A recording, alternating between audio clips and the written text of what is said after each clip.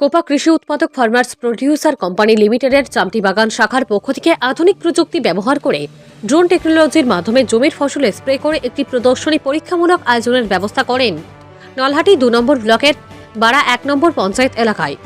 Copa কৃষি উৎপাদক farmers producer company লিমিটেডের পরিচালক শ্রী সুজিত মণ্ডল ও সাবির আলীর উদ্যোগে বৃহস্পতিবার 28 ডিসেম্বর 2023 এই অনুষ্ঠানটি আয়োজন করেছিলেন। এই অনুষ্ঠানে অংশগ্রহণ করেন সংস্থার সেক্রেটারি সাব্বির আলী, সংস্থার পরিচালক শ্রী সুজিত মণ্ডল, নলহাটি 2 নম্বর ব্লকের কৃষি কর্মাধ্যক্ষ চন্দ্রানী দত্ত, নলহাটি 2 নম্বর ব্লকের এডিও, নলহাটি 1 নম্বর ব্লকের কৃষি দপ্তরের সিরাজুল ইসলাম এবং এলাকার চাষি ভাইরা।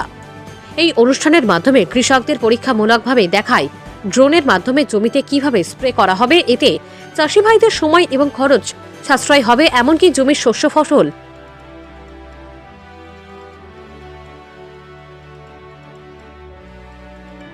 এই সংস্থার উদ্যোক্তারা জানান, কৃষির আধুনিকরণ টেকনোলজি ব্যবহার করে চাষাবাদে এক নতুন বিপ্লব আনতে চলেছে।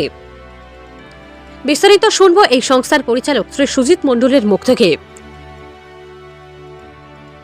বীরভূমের নলহাটি থেকে নিজস্ব প্রতিনিধির রিপোর্ট, নিউজ টাইম 24x7।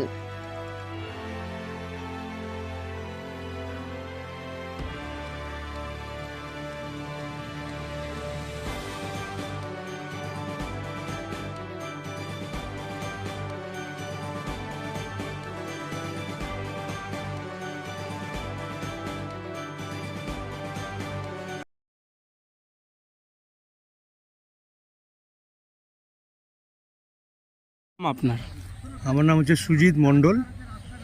আমি কোপা কৃষি উৎপাদক ফার্মার্স কোম্পানি তার হচ্ছে একজন ডিরেক্টর।